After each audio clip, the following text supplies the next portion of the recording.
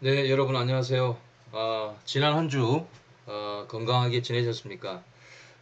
우리 바람과는 달리 코로나가 빠른 시간 내에 진정될 기미가 보이지 않고 있는데 거듭 말씀드리지만 불필요한 외출이나 만남은 자제하시고 그래서 불행한 사태가 발생하지 않기를 바랍니다.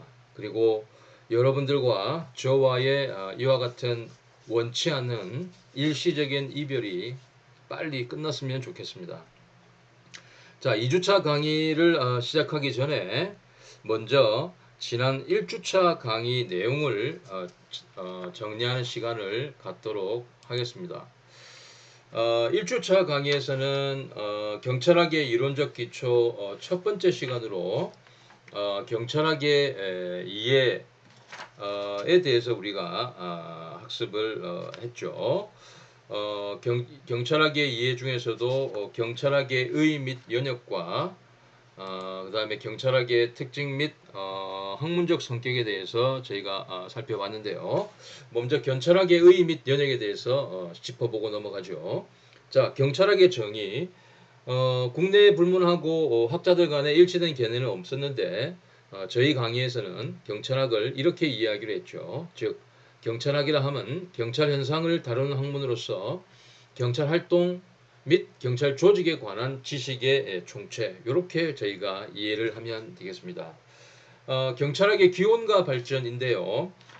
경찰학은 독일 관방학, 즉 다른 말로 하면 국가 통치학 또는 국가 관리학 또는 국가 경영학의 화이 분야로서 탄생을 했다라고 했습니다. 이때 경찰은 국가 또는 정부 그 자체 또는 행정 전반을 의미했다라고 여러분들께 말씀을 드렸죠. 그리고 이제 현대적 의미에서의 경찰학의 발전은 50년대 들어서 미국 행정학자 그리고 사회학자 중심으로 이제 발전이 됐고요. 유럽에서는 이제 60년대부터 발전이 되기는 했는데 당시만 해도 경찰학의 뚜렷한 학문적 정체성이 없었고요. 형사사법학 또는 행정학, 행정법의 하위 분야로서 이렇게 경찰학이 취급이 됐다라고 말씀을 드렸습니다. 자, 한국의 경우에는 1963년 윌슨 미국의 행정학자인 윌슨이 집필했던 경찰 행정학이라는 책이 번역 소개된 이후부터 경찰학이 시작되었다라는 게 이제 다수 견해였고, 뭐 소수 견해로는 이제 6.1전의 서해근문 여기서 이제 순찰과 관련된 내용이 나와 있었기 때문에 이때부터 경찰학이 사실 시작된 거 아니냐 이런 소수 의견도 있다라고 했지만 다수는 윌슨 경찰행정학 소개 이후부터이죠. 그 이후에 이제 동국대 경찰행정학과가 이제 생기고 또 대학원이 생기면서 경찰학은 동국대 위주로 이제 발전을 하기 시작하고 80년대 들어서 이제 경찰대학이 이제 설립되면서 이론적인 분야뿐만 아니라 실무적인 분야까지 이렇게 발전을 하기 시작했다라고 했습니다. 다음 이제 경찰학의 연구 분야 또는 영역에 대해서는 유럽 경찰대학에서 발간한 보고서에 나와 있는 내용에 기반해서 11가지 정도 영역이 있다고 했죠. 경찰과 경찰활동의 역사적 기원 및 발전, 정치와 경찰활동, 경찰의 역할과 기능, 경찰활동의 전략과 방법, 경찰 조직과 관리, 경찰 문화, 차별과 재난권 행사 같은 경찰활동의 복합성, 경찰 책무 윤리 그리고 부패, 경찰활동의 평가와 범죄 예방, 특정 유형의 범죄 통제, 그리고 최근에 화두가 되고 있는 경찰 활동의 미래 이렇게 11가지로 나눌 수 있다라고 이제 말씀을 드렸습니다. 이렇게 해서 이제 경찰학의 의 및 연역에 대해서 저희가 복습을 했고 두 번째는 경찰학의 특징 및 학문적 성격 뭐 5가지 정도를 우리가 논의를 했는데 먼저 경찰학은 논리학이나 수학과는 다른 경험과학이자 사회과학의 한 분과 학문이라고 말씀을 드렸고요. 그리고 현실의 경찰 업무를 반영하고 경찰이 당면한 실제적 문제를 해결하는 데 기여해야 되는 실용 학문으로서의 성격을 갖는다라고 또 했습니다. 그리고 경찰학은 어떤 단일의 학문으로 이루어진 것이 아니라 다른 학문들, 즉 행정학, 범죄학, 사회학, 법학, 철학, 심리학 등 매우 다양한 다른 학문들의 지식을 기반으로 해서 형성된 복합 학문이자 응용 학문이라고 했고요. 이런 특성 때문인지 또 비교적 다른 학문과는 달리 이 학문이 시작된 게 얼마 안 됐기 때문에 신생 학문이기 때문에 아직 그 학문적 정체성이 정립되어 있지 않다. 즉 정상 과학으로서 학문성이나 정체성은 없다. 다만 최근에 학자들 그리고 실무자들에 의해서 학문성을 갖추기 위한 굉장히 많은 노력들이 또 시도들이 이루어지고 있다라는 점 말씀드렸습니다. 마지막으로 경찰학의 특징 또는 학문적 성격과 관련해서 우리가 논의한 것은 바로 경찰학과 경찰행정학의 관계였는데요. 결론적으로 얘기하면 이렇죠. 경찰학이라는 것이 경찰행정학보다는 더 광범위하고 포괄적인 개념 이렇게 여러분들이 이해를 해 주시면 되겠습니다. 자, 이렇게 해서 이제 지난 1주차 강의에 대해서 간략하게 리뷰를 했고요. 저희가 가능하다면 매주차 강의에서는 그 전주차 강의에서 저희가 학습을 했던 내용을 간략하게 리뷰, 그러니까 복습을 하고 복습을 하는 시간을 갖도록 하겠습니다. 자, 이렇게 해서 이제 이번 2주차 강의에서는요. 자, 경찰학의 이론적 기초 두 번째 시간입니다. 두 번째 시간으로서 경찰 개념에 대해서 학습하도록 할 텐데요. 강의 순서는 먼저 경찰 개념의 역사적 고찰에 대해서 살펴보고 다음으로 경찰 개념의 분류에 대해서 학습하도록 하겠습니다. 2주차 강의 PPT 자료는 1개고요. 음성 녹화 강의 자료는 1강에서 3강까지 3개로 구성이 되어 있습니다. 2주차 강의를 본격적으로 시작하기 전에 동영상을 한번 볼 텐데요. 이게 음량이 적어서 잘 들리지 않을 수도 있다는 점 미리 말씀을 드립니다. 만일 음량과 관련된 문제가 계속해서 발생하게 되면 강의에서 이 동영상 구동은 되도록이면 자제하도록 하겠습니다. 뭐 실제 강단에서 하게 되면 제가 동영상을 굉장히 많이 트는데 지금 이제 음성 녹화 과정에서는 이게 그 음량이 있어서 문제가 있는 경우가 많더라고요. 그래서 가급적이면 틀지 않도록 할 텐데 만약 문제 없으면 하도록 하겠습니다. 자, 그럼 한번 같이 동영상 한번 보시죠. 모두들 나만은 아니라고 생각하죠. 정말 그럴까요? 서울의 한 대로변에서 직접 실험을 해봤습니다. 누군가를 기다리며 잠시 앉아있거나 길거리를 서성거리는 사람들. 이때 느닷없이 정복을 입은 가짜 경찰관들이 다가갑니다.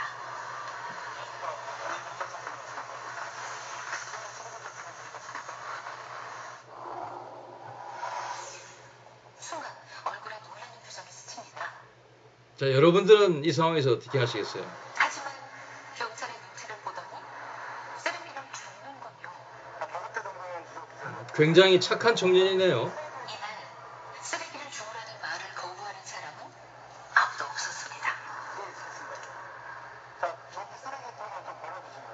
이 동영상이 2000년 중반에 찍어진 거거든요. 지금 현재 여러분들이 만약에 이런 요구를 받으신다면 여러분들은 어떻게 하실지 저는 잘 모르겠습니다.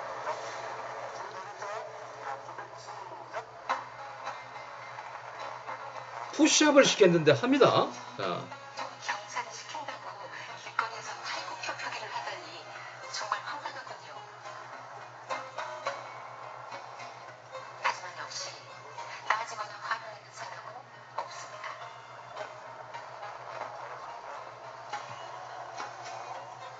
창피한지 주변의 눈치를 살피면서도 가짜 경찰이 시키는 것을 거부하지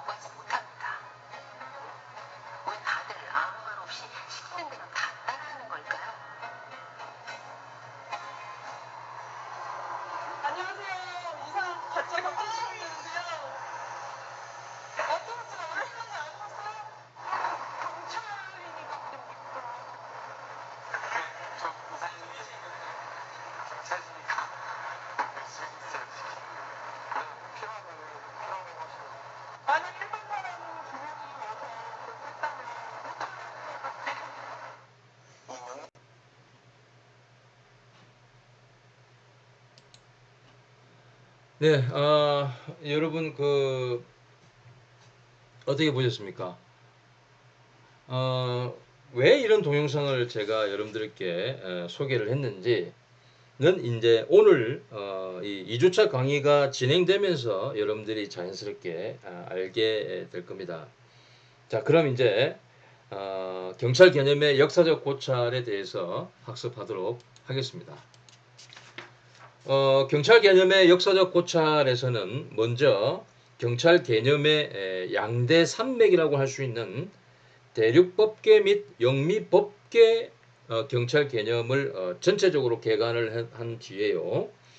이 두 법계에서의 경찰 개념의 역사적 형성 및 변청 과정을 좀 더 구체적으로 시기별로 살펴본 뒤에 이제 한국에서의 경찰 개념의 형성 및 발전에 대해서 살펴보도록 하겠습니다.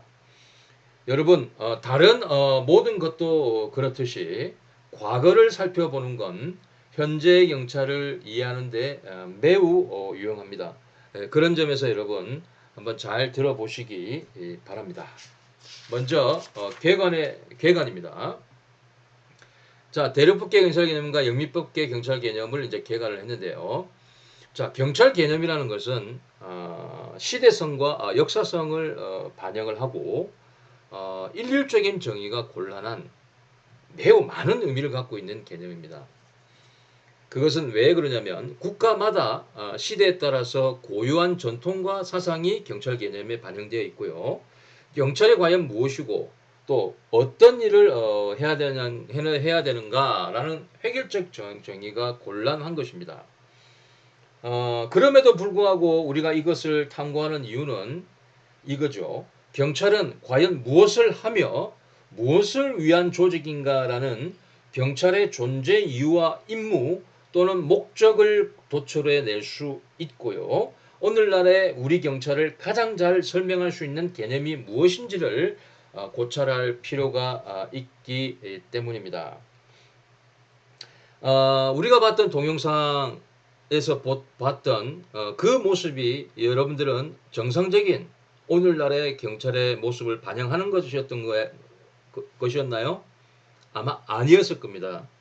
근데 오늘날에는 우리가 봤던 동영상에서 봤던 그 경찰의 모습이 매우 어색하고 저래도 될까라는 생각을 하고 계시겠지만 예전에는 그게 경찰이 통상적으로 했던 그런 임무 중에 하나였기도 했습니다. 자, 그래서 우리가 과연 경찰은 우리가 뭘 하는 조직이고 무엇을 위해 존재하는 조직인가를 알기 위해서 그리고 앞으로 미래지향적으로 경찰이 어떤 모습으로 나아가야 되는지를 알기 위해서 이런 역사적 고찰이 필요합니다. 경찰 개념의 역사적 고찰은 양대 경찰 개념을 통해서 볼 수 있습니다.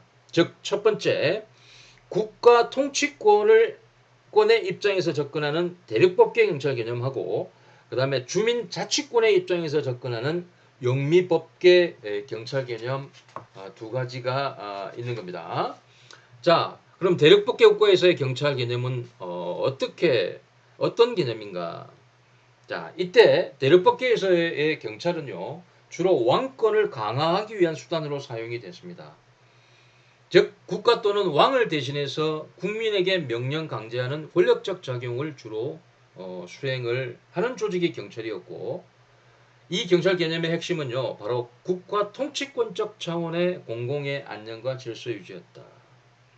따라서 경찰과 시민의 관계는 지금과 같은 수평적인 관계가 아니라 일방이 타방에 대한 권력을 실행하는 권력 실행적 또는 수직적인 관계였고요.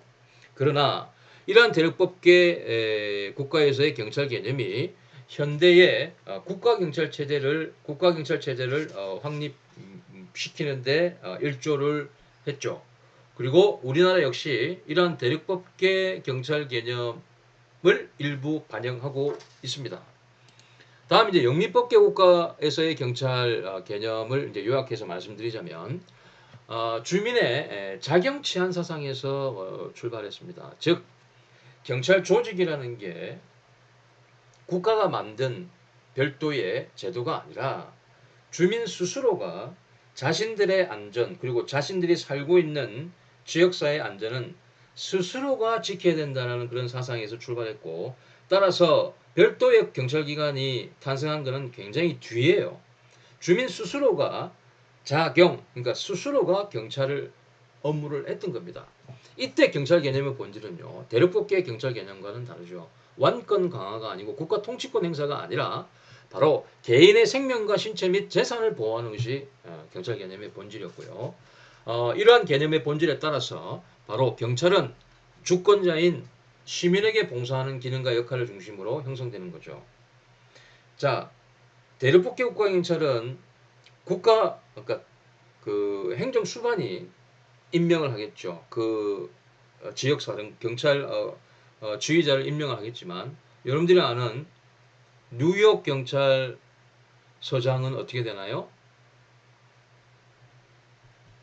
주지사가 이렇게 임명을 하게 되고 이렇게 되죠. 어떤 데는 또 시민들의 직선제를 통해서 이렇게 뽑기도 합니다. 바로 바로 영민배 국가의 경찰 개념을 반영하는 그런 제도인 것이죠. 자, 대륙배 국가하고는 다르게 경찰과 시민의 관계는 민주주의고 수평적인 협력 관계인 겁니다. 그리고 이 영미법계 국가는 현대의 많은 나라에서 시행 중인 자치경찰 체제를 탄생시키는 데 기여를 했고 우리나라 역시 제주자치경찰이 존재하고 있죠. 제주자치경찰의 모태가 된 게 바로 이 영미법계 국가에서의 경찰 개념이라고 보시면 되겠습니다. 그러나 우리가 이론적 학술적으로 경찰 개념은 두 개 양대산맥 제륙법계 국가에서의 경찰 개념, 영미법계 국가에서의 경찰 개념으로 확연히 구분되지만 현재에 있어서는 대륙법계와 영미법계 개념을 상호 보완되고 있는 상황입니다. 우리나라도 마찬가지고요. 즉 2차 세계대전 후에 독일과 일본 등과 같은 대륙법계 국가들은 미국 중심으로 한 선진국들의 민주주의 사상에 입각한 경찰 제도를 수용하게 됩니다. 그러면서 대륙법계와 영미법계 경찰 개념 차이는 그 간격이 점차 축소하게 돼요. 예컨대 영미법계에서 강조하고 있는 시민 중심적 인권 옹호 경찰 또는 봉사 경찰이라는 역할이 대륙법계 국가에서도 도입이 돼서 경찰 활동의 주요 요소로 자리매김하고 있죠. 최근에 우리 경찰 검찰 개혁에 따라서 경찰의 조직의 권한이 강화되면서 즉 경찰 비대화가 이루어지면서 강조되는 것이 뭡니까 여러분? 자, 인권 중심의 경찰을 강조하고 있죠. 요 강조하게 된 그 이론적 배경이 바로 영미법계 경찰 개념인 것이죠. 그러나 그 이전에 우리 경찰의 모습은 대륙법계에서의 경찰 개념에 입각한 그런 경찰권을 국가 통치권에 입각한 경찰권을 행사를 했지만 지금 어떻습니까? 그 두 가지가 다 갖춰져 있는 거죠. 그리고 이제 영미법계에서도 마찬가지입니다. 9.11 테러 등을 계기로 해서 위험에 대한 사전 대비 그리고 권력적인 경찰 활동을 강조를 했죠. 자, 결국 현재 두 개념은 상호 보완적으로 절충 조화를 이루어 나가고 있습니다. 물론 북한과 같은 그런 특이한 체제를 제외를 해야 되겠죠. 오늘날 결론적으로 대륙법계, 영미법계 개념 중에 하나만에 입각한 경찰 개념은 존재하지 않는다. 북한과 같은 경우를 제외하고는요. 대부분의 이 개념은 서로 상호 보완 절충되면서 이 두 가지 개념을 다 반영한 경찰 조직 그다음에 좀 활동이 이루어지고 있다라고 여러분들이 이제 이해를 하시면 됩니다. 자, 그러면 이제 다음에서 이렇게 해서 경찰 개념의 역사적 변천 과정에 대해서 간략하게 개관을 했고요. 이제 우리는 경찰 개념의 역사적 형성 또는 변천 과정을 대륙법계 국가, 영미법계 국가별로 좀 더 구체적으로 살펴보고 한국에서의 경찰 개념에 대해서도 살펴보도록 하겠습니다. 먼저 대륙법계 경찰 개념에 대해서 살펴볼 건데요. 본 강의에서는 대부분의 경찰학 개론 교재가 그러하듯이 대륙법계 경찰 개념의 변천 과정을 보다 상세하게 살펴볼 겁니다. 그 이유는 우리나라 경찰 개념이 주로 대륙법계 경찰 개념에 기초하고 있기 때문입니다. 영미법계 국가 개념을 수용을 하긴 했지만 여전히 대륙법계 경찰 개념이 우위에 있는 게 우리 경찰 개념이라고 여러분들 이해를 하시면 되겠습니다. 자, 그럼 대륙법계 국가의 경찰 개념 역사적 형성, 변천 과정에 대해서 하나하나 짚어 넘어가 봐 볼게요. 제가 지금 이제 설명을 드리면 여러분들한테 굉장히 굉장히 어려울 수도 있습니다. 이 역사적 고찰이. 그러나 나중에 제가 시기별로 경찰 개념이 대륙국가에서 어떻게 했다라는 거 설명을 드리는데 그 자체는 힘들 줄 모르지만 나중에 제가 요약적으로 좀 말씀드리면 여러분들이 아하라고 이렇게 이해를 하실 수 있을 겁니다. 자, 보겠습니다. 먼저 고대 및 중세의 경찰입니다. 대륙법계 경찰 개념의 역사적 변천 과정은 고대, 중세, 경찰 국가 시대, 법치 국가 시대, 20세기로 나누어서 이렇게 살펴볼 건데요.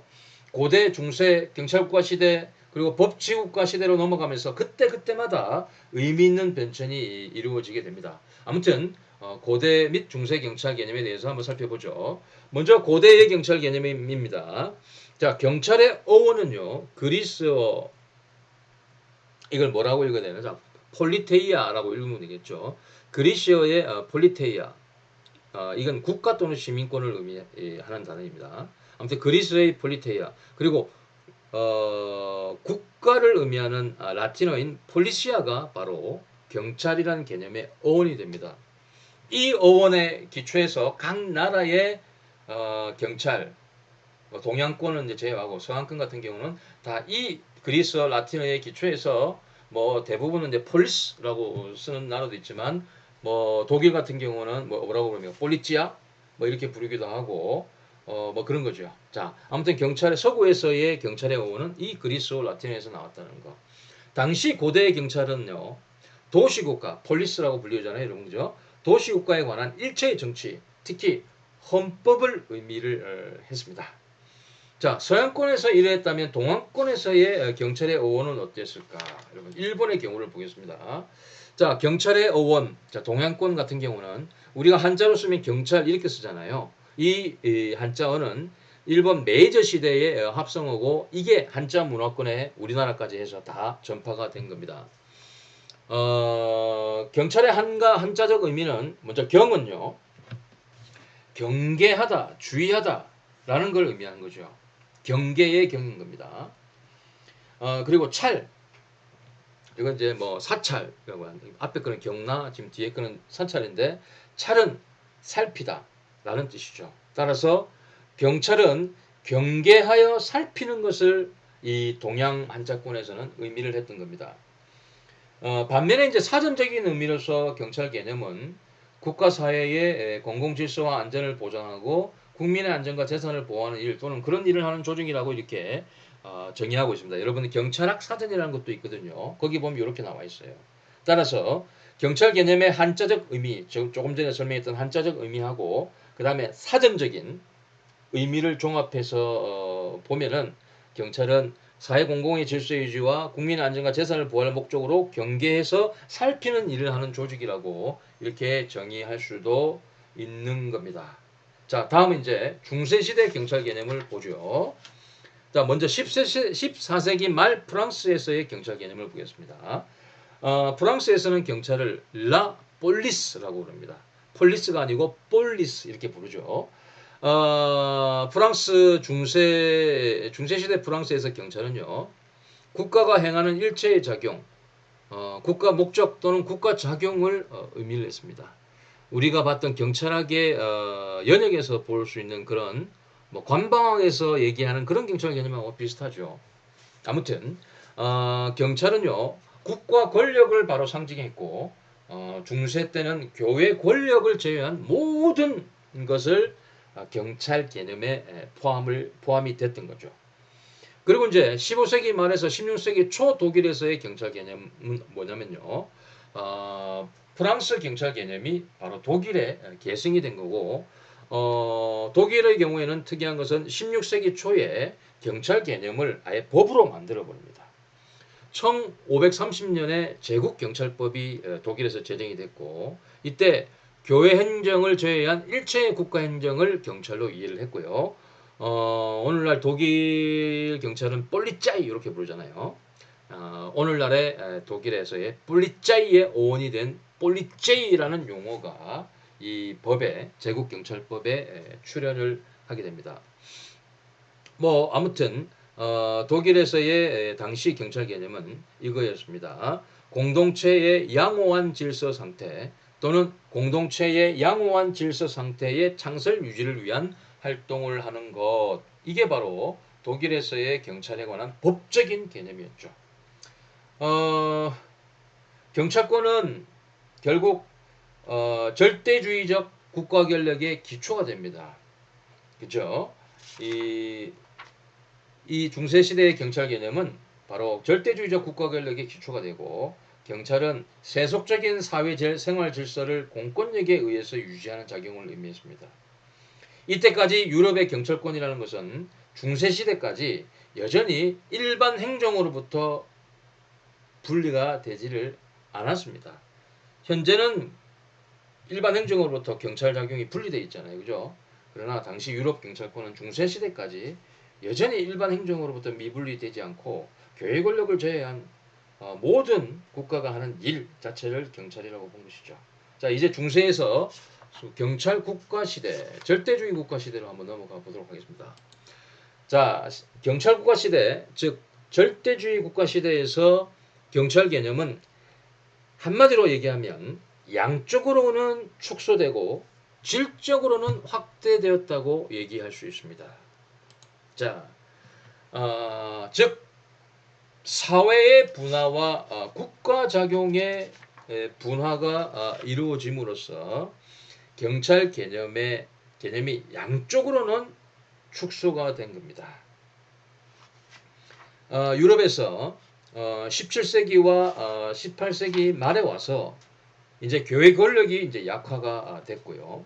반면에 국가 권력은 점차 강화가 되었죠. 따라서 결국에는 절대 국가가 군림했던 중앙 집권적 국가가 이제 등장을 했죠.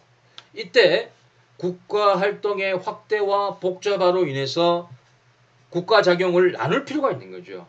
즉 국가 작용의 분화가 요청되면서 이전에 중세시대의 국가 작용 전체를 의미하던 경찰 개념은 외교, 군사, 재정, 사법을 제외한 사회 공공의 안녕과 복지에 직접적으로 관계되는 내무행정 전반을 의미하게 된 겁니다. 자, 이렇게 전제군주 하에서 경찰 개념이 양쪽으로는 내무행정을 뜻하는 것으로 그 범위가 축소가 되었던 겁니다. 반면에 내무행정에 관한 국가의 임무는 더욱 확대돼서 오히려 질적으로는 확장이 된 겁니다. 즉 경찰국가 시대에는 소극적인 치안 유지, 소극적 치안 유지가 뭔지는 조금 더 다시 말씀드릴게요. 소극적인 치안 질서 유지뿐만 아니라 적극적인 공공복리의 증진을 위해서도 경찰 강제력이 행사된 겁니다. 즉 경찰은 국민의 공공복리를 위한다는 미명하에 필요하다면 개인의 윤리적, 종교적인 생활까지도 국가의 강제력을 동원해서 실현할 수 있다고 생각을 하게 된 거죠. 그 결과 경찰은 국왕의 절대적인 권력에 복종을 하지만 국민에 대해서는 포괄적인 권한에 근거해서 재판 통제도 받지 않고 일방적으로 국민의 권리관계에 간섭하고 지배를 했고 이러한 강제력으로 대표되는 무제한적인 국가 권력이 이른바 경찰이었던 겁니다. 이런 의미에서 여러분들이 이미 알고 있겠지만 절대 국가를 다른 말로 뭘로 부르기로 했죠? 바로 경찰국가, 야경국가 이렇게 부르기도 했다는 거죠. 자, 우리가 봤던 동영상을 한번 떠올려 봅시다. 바로 동영상의 모습에서 비춰진 경찰의 모습은 바로 이런 경찰 국가 시대의 경찰 개념에 일치하는 모습이라고 여러분들 이해를 할 수 있겠죠. 하지만 오늘날 법치 민주사회에서의 오늘날 이러한 경찰의 모습 그리고 이걸 따르는 국민의 모습은 보기 힘들다는 겁니다. 자, 소극적 치안 질서 유지라는 말이 여전히 잘 이해가 안 될 거예요. 제가 설명을 계속 강의를 진행해 나가면 조금 이해될 텐데 소극적 치안질서유지에서 과연 소극적이라는 것이 무슨 의미인가에 대해서 잠깐 간단히 설명드리고 넘어갈게요. 자, 여러분들이 알고 있듯이 경찰은 사회 공공의 안녕과 질서를 유지하고 그에 대한 위험을 방지하고 또 위험이 발생했을 때 빨리 그 위험을 제거하는 게 주된 목적입니다. 그죠? 따라서 공공의 안녕과 질서에 위해가 발생할 충분한 가능성이 있거나 발생한 경우 이외에는 경찰권이 개입할 여지가 없죠. 바로 이게 경찰 목적의 소극성을 잘 나타내주고 있는 거고, 이러한 소극적인 치안 질서의 유지 개념에 입각해서 볼 때, 자, 우리가 동영상에서 봤던 국민들에게 휴지를 줄게 하고 PT를 시키는 이런 일은 어떻습니까? 이러한 소극적인 치안 질서 유지하고는 전혀 맞지 않는 그런 경찰의 모습인 겁니다. 자, 이게 아무튼 경찰 목적의 소극성이라는 것 말씀을 드리고 뒤에 다시 한번 말씀을 드리도록 하겠습니다. 자, 다음은 법치국가 시대의 경찰 개념에 대해서 말씀을 드리도록 하겠습니다.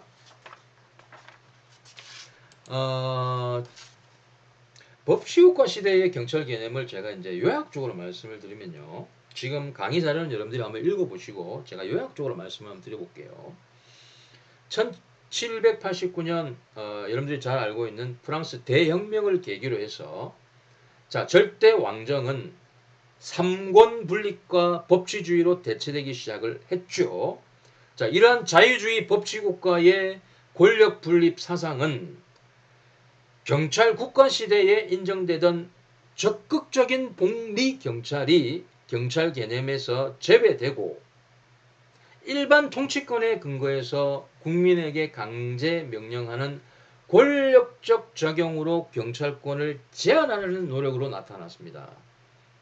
이러한 경찰권을 제한하려는 노력은 바로 방금 전에 저희가 얘기했던 경찰의 소극적 목적으로의 제한이라는 그러한 역사적 사실로 나타났습니다. 다시 말씀을 드릴게요. 경찰의 소극적 목적, 이건 뭘 의미하냐면, 자, 경찰은 공공의 안녕과 질서에 위해가 발생할 충분할 가능성이 있거나 발생할 한 경우 외에는 경찰권을 행사해서는 안 된다는 게 이게 바로 경찰 목적의 소극성을 잘 나타내주고 있는 겁니다.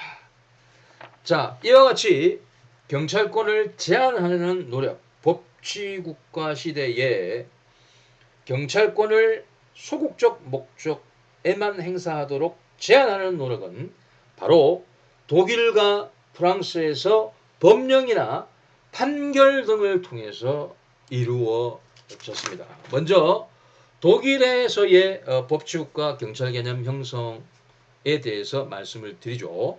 자, 경찰에 관한 최초의 실정법이라고 할 수 있는 프로이센 일반란트법, 프로이센의 경찰행정법이라고 여러분들이 이해를 하시면 돼요. 이게 1794년에 제정이 되게 됩니다. 이 법에서는 경찰의 직무를 어떻게 규정하고 있냐면 바로 공공의 평온, 안녕 및 질서를 유지하고 공공단체 또는 그 구성원에 대한 절박한 위험을 방지하기 위해 필요한 조치를 취하는 것이라고 이 법에서는 규정하고 있습니다. 근데 법에서는 이렇게 규정을 했지만 실제는 19세기 전반까지도 복지 또는 복리 경찰도 인정이 됐어요. 왜냐하면 1850년에 제정된 프로이센 경찰행정법에서 소극적 질서유지에서 더 나아가서 적극적인 경찰 개념을 또 포함해서 규정을 하고 있었던 겁니다. 그래서 오늘날 행정경찰 사무라고 하는 것은 경찰이 아닌 다른 행정기관이 경찰 사무를 하는 게 바로 행정경찰 사무인데 당시에는 영업, 건축, 보건경찰 등과 같은 복지 사무를 동시에 경찰이 일반 경찰이 수행을 했던 겁니다. 다시 말씀드리면 독일의 법치국가 경찰 개념에서 경찰 개념을 소극적인 목적에 제한하려는 노력은 경찰에 관한 최초의 실정법인 1794년 프로이센 일반단체법 제정에 의해서 시도가 됐는데 그 이후에 그러한 시도가 계속 유지된 건 아니고 경찰 개념의 소극적인 목적 외에도 적극적인 경찰 활동을 인정하는 그런 복지경찰 개념도 인정이 됐다는 겁니다. 자, 근데 그러다가 경찰의 임무에서 적극적인 복지경찰 요소 이걸 배제하고 완전히 없애고 소극적인 위험 방지 분야에 한정시키는 이른바 크로이츠베르크 등의 일련의 판결의 축적을 거쳐서 19세기 말에 가서야 비로소 소극 목적의 위험 방지라는 것이 바로 경찰의 직무이고 경찰 개념이다. 이렇게 해서 다시 한정을 시키게 되게 됩니다. 그럼 여기서 프로이센 고등행정법원의 크로이츠베르크 판결, 굉장히 유명한 판결입니다. 의 내용에 대해서는 여러분들 한번 읽어보시고 이걸 요약을 하자면 이겁니다. 바로 경찰관청이 명령을 발할 수 있는 분야는 위험 방지 분야에만 한정돼야 된다는 판례죠. 단순히 조망권, 전승기념비 조망권의 확보를 위해서 경찰이 주변 토지, 그러니까 지금의 이제 건축법에 해당하겠죠. 그에 따라 뭐 높이를 제한하는 명령을 한 것, 이건 위법이다. 즉 경찰의 직무에 속하지 않는 소극적인 경찰 직무에 속하지 않는 위법이다라고 이렇게 이 판결을 했고, 요 판결이 계속해서 요와 비슷한 판결이 계속 쌓이고 쌓이면서 19세기 말에 가서는 자 경찰은 소극 목적의 공공의 안녕과 질서 유지를 위한 위험 방지라는 그런 소극적인治安 질서 유지 활동만 하는 조직이다라는 게 이제 확립이 되게 된 겁니다. 자, 다음 이제 프랑스의 법치국가 경찰 개념 형성에 대해서 보죠. 프랑스에서는 1795년 죄와 형벌 법전에서 제 16조에 보면 이렇게 규정을 하고 있습니다. 경찰은 공공 질서를 유지하고 개인의 자유와 재산 및 안전을 유지하기 위해서 설치된다. 자, 이걸 달리 해석을 하면 바로 경찰의 직무는 소극 목적에만 한정돼야 된다라고 규정을 했고요. 제 19조에서 좀 독특한 규정인데, 자, 이를 위해서 소극 목적의 목적 달성을 위해서 행정경찰은 공공질서 유지와 범죄 예방을 담당하고 사법경찰은 범죄 수사를 담당해야 된다라고 해서 최초로 세계 최초로 행정경찰과 사법경찰을 구분을 했습니다. 그리고 1884년 지방자치법정에서는 자치대 경찰은 공공의 질서 안전 및 위생을 확보함을 목적으로 한다라고 되어 있는데, 경찰 직무를 기본적으로 위험 방지라는 소급 목적에 한정하면서도 위생 사무 등과 같은 협의의 행정경찰 사무도 포함시켰다라는 게 좀 독특한데, 여러분들 또 머리 아프게 하죠. 도대체 협의의 행정경찰 사무가 뭐야? 자, 협의의 행정경찰 개념은 조금 이따가 우리가 살펴볼 경찰 개념 부분에서 볼 건데, 현대적 의미로는 여러분들 특별사법경찰관리라는 걸 알고 있죠. 특별사법경찰관리가 담당하는 행정 업무를 포함한 경찰 개념, 이렇게 보시면 되겠습니다. 자, 이제 20세기로 한번 넘어가 보도록 할게요. 자, 1차 세계대전 이후에 축소되었던 경찰 개념은 다시 확장되게 됩니다. 1931년 프로이센 표준경찰법안에서 경찰 임무가 위험 방지라는 소급 목적에 한정된다는 경찰 개념이 확립됐어요. 자, 그러다가 나치 체제 하에서는 다시 경찰 개념 및 경찰권이 확장되게 되죠. 즉 중앙집권적 국가경찰화 그리고 경찰 임무의 대폭 확대가 이루어집니다. 1936년 곽주에 속한 경찰권을 국가에 집중시키고요. 37년에는 형사경찰 그리고 비밀국가경찰을 포함하는 보안경찰, 질서경찰 그리고 돌격대를 합친 국가치안본부가 설치됐고, 당시 폭정이 극치에 달하게 됩니다. 그래서 경찰은 위험의 유무를 불문하고 민족 공동체를 보호한다는 명분으로 광범위한 질서 유지 업무를 수행을 하게 되죠. 경찰 개념은 다시 예전으로 복귀를 하게 됩니다. 이제 2차 대전 이후에는 이와 달리 경찰 개념은 비경찰화라는 게 이루어지는데 경찰 개념은 다시 축소되게 됩니다. 자, 중앙집권적 국가경찰, 나치 체제하에서의 중앙집권적, 초중앙집권적 국가경찰이 지방분권적 주경찰로 전환이 되게 되죠. 연합국이 정념정책 일환으로 독일 경찰을 탈나치화시키고 탈군수화시키고 비정치화시키고 민주화시키면서 또 지방분권화도 동시에 추진되게 됩니다. 그러면서 굉장히 여러분들한테 지금 중요한 개념인 바로 비경찰화가 이루어지게 되는데요. 비경찰화는 협의의 행정경찰을 경찰 개념 및 임무에서 제한시키는 건데 이게 뭐냐면 이겁니다. 그죠? 자, 나치 체제하에서는 위험 방지 활동, 자, 국가의 공공의 안전과 질서 유지하는 그런 위험 활동 외에도 여러 가지 활동들을 했죠. 즉, 뭐 영업경찰, 건축경찰, 보건경찰 등의 그 일반 행정기관이 담당해야 될 그런 경찰 사무까지 다 했던 겁니다. 근데 여러분들이 알고 있는 지금의 경찰이 하는 활동 외에 일반 행정기관이 담당하는 그런 경찰 사무는 이건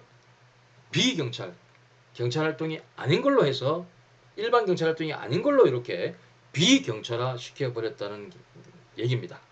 자, 이렇게 축소된 경찰 개념은 1986년 독일 연방 및 주의 통일경찰법 표준안 제1조 1항의 규정, 여기서 경찰은 공공의 안전 또는 질서에 대한 위험 방지를 그 임무로 한다는 규정을 통해서 명백하게 유지되고 있고요. 이 비경찰화는 우리가 나중에 배울 협의의 행정경찰과 보안경찰을 구분하는 계기가 됐죠. 그리고 이 비경찰화는 2차 대전 이후에 독일, 일본 그리고 우리나라에서도 전개가 돼 왔다는 겁니다. 자, 지금까지 제가 이제 대륙법계의 경찰 개념의 역사적 변천 과정에 대해서 설명을 드렸는데 아까 제가 말씀드린 것처럼 생각보다 복잡했을 겁니다. 근데요, 제가 다시 요약해서 간단하게 한번 설명을 드려볼게요.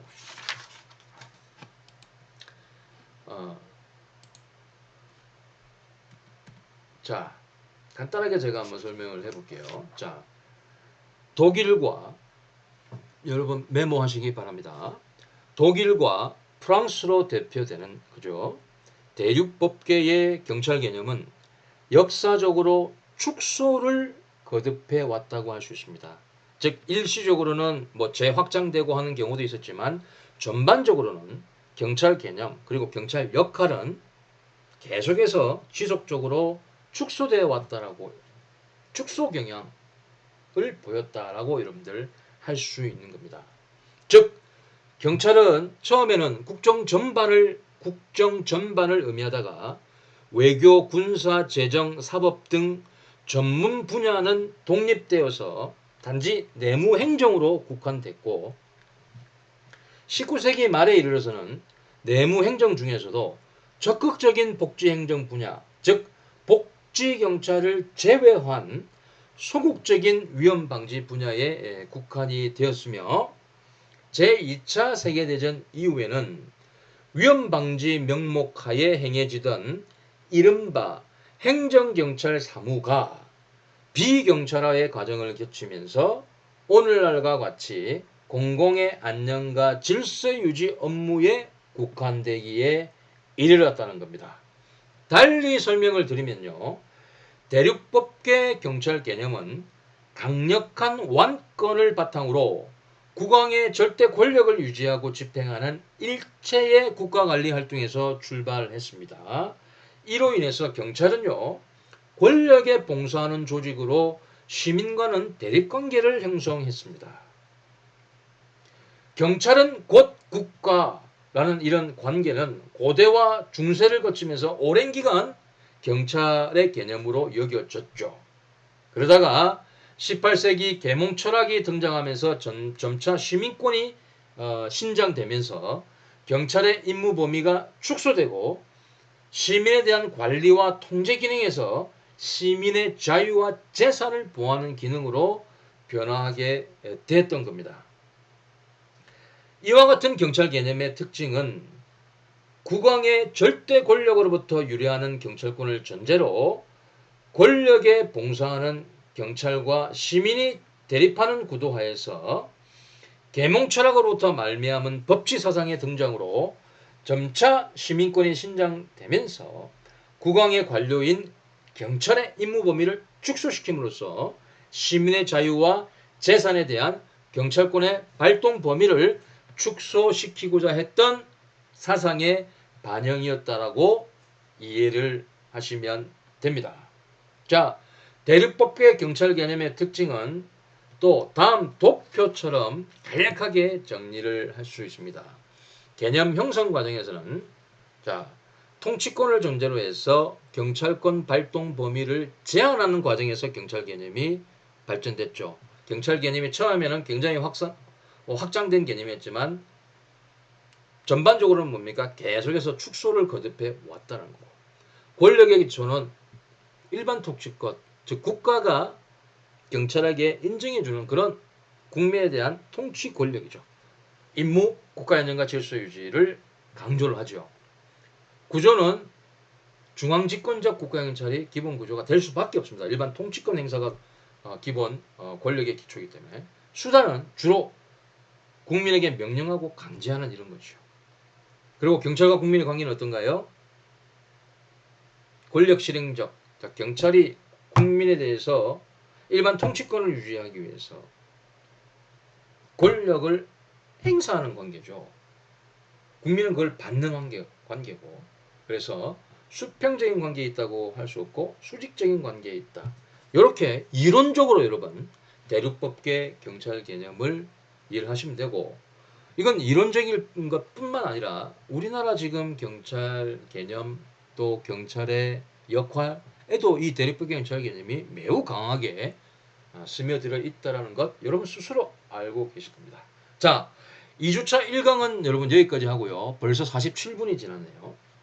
2주차 1강은 여기까지 하고, 자, 제2강에서는 영미법계 국가의 경찰 개념과 한국의 경찰 개념에 대해서 살펴본 뒤에 경찰 개념의 분류에 대해서도 조금 살펴보도록 하겠습니다. 자, 1강 강의 들으시느라 수고 많으셨습니다.